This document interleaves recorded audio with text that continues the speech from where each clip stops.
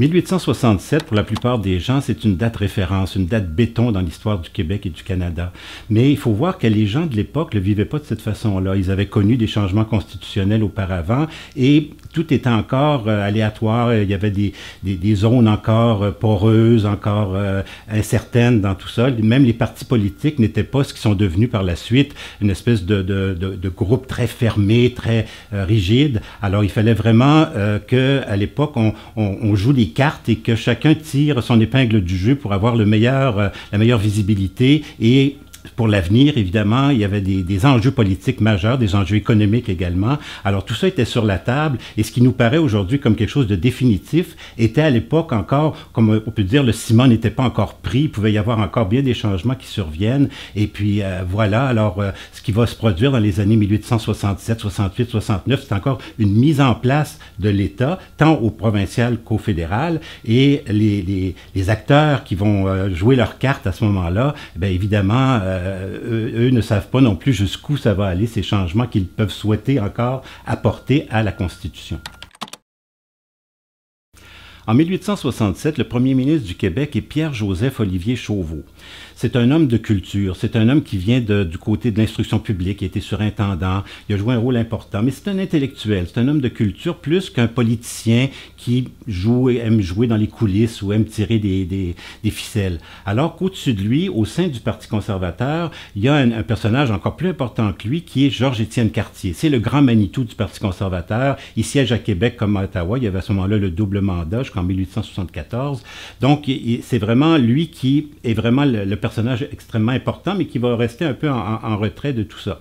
Parce qu'évidemment, il n'est pas ministre à Québec, il est ministre à Ottawa, mais il siège à Québec. Il va avoir aussi au sein du gouvernement des anglophones importants. Mais j'ai remarqué en faisant la recherche que Chauveau n'avait pas choisi des anglo-montréalais dans son cabinet.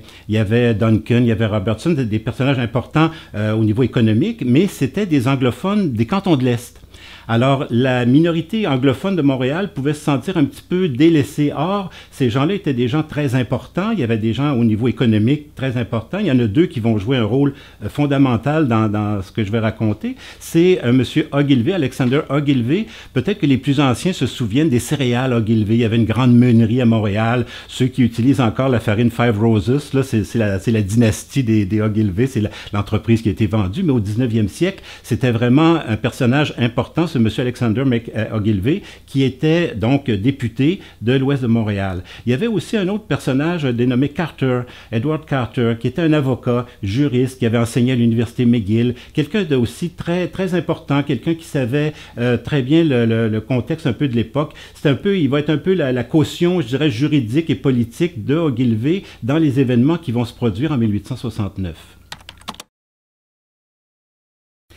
En 1869, à la session, il y a un désaccord entre Chauveau et sa minorité anglophone qui trouve que le gouvernement n'est pas assez généreux envers la minorité justement anglophone du côté des écoles d'instruction publique, alors que Chauveau trouve que sa loi est extrêmement généreuse, que très peu de Canadiens français ont l'équivalent de ce que les Canadiens anglais ont au Québec. Alors, évidemment, il y a des échanges assez vifs, ce qui ajoute un peu au désaccord et aux frustrations que les Anglo-Montréalais peuvent avoir par rapport à leur présence au sein du cabinet.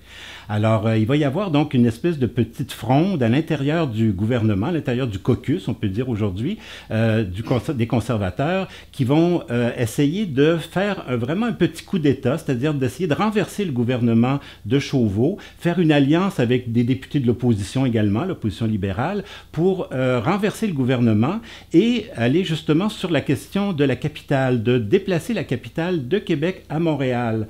À l'époque, on discutait de la construction, de la reconstruction d'un Parlement à Québec qui soit vraiment digne du gouvernement qui était en train de se mettre en place.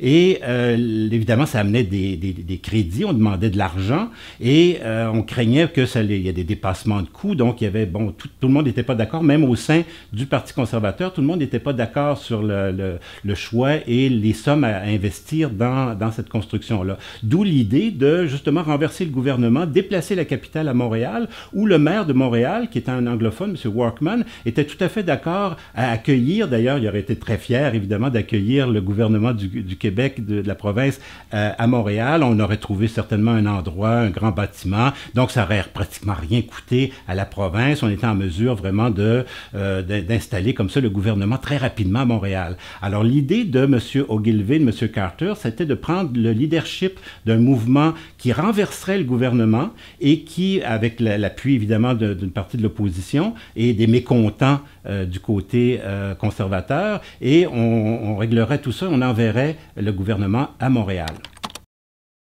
En décembre 1869, les députés Ogilvie et Carter décident de passer à l'acte. Ils décident donc de présenter une motion en Chambre qui viserait donc à mettre le gouvernement au moins dans l'embarras, sinon à l'obliger à démissionner. Chauveau comprend que la situation est dangereuse pour lui. Il décide donc de demander l'aide de M. Cartier à Ottawa, qui évidemment arrive à Québec très rapidement, et discute de façon très ferme avec les opposants qui risquaient évidemment de brouiller complètement les cartes des politiques de l'époque. Les journalistes entendent même des conversations très animées à l'intérieur des bureaux, et lorsqu'arrive la séance, on s'attend vraiment à quelque chose d'explosif, et finalement il ne se produit rien. C'est comme une sorte de non-événement. Alors donc c'est tombé, tout se calme en quelques jours lorsque M. Cartier va dans une grande assemblée de la Chambre de commerce de Québec, va faire un discours. Il va revenir sur cette histoire-là en disant il y a quelques-uns de nos collègues qui récemment ont voulu faire une sorte de fronde contre le gouvernement, de déplacer la capitale de Québec vers Montréal. Tant que je serai là, ça ne se produira pas. Alors évidemment, applaudissement général, et il y a vraiment là, une unanimité. Alors on se rend compte qu'il s'est passé quelque chose, qu'il aurait pu se passer quelque chose, mais qu'il ne s'est rien passé. Ce que ça traduit au fond, cet épisode-là qui est anecdotique au fond, c'est qu'à l'époque, il y avait des forces en présence très importantes au sein de la classe politique, que les Anglo-Montréalais, qui évidemment avaient le haut du pavé, dominaient complètement l'économie de l'époque, tenaient à avoir vraiment tout sous leur contrôle, essayaient vraiment de contrôler, y compris même les législations locales, politiques du Québec, et l'idée d'amener la capitale de Québec vers Montréal, c'était vraiment de garder la mainmise d'une certaine classe privilégiée sur l'ensemble des politiques à venir de ce qu'allait être l'État du Québec. Alors, c'est un épisode qui avorte dans l'esprit des frondeurs de l'époque, mais qui aurait pu avoir des conséquences majeures si jamais ils avaient réussi leur coup.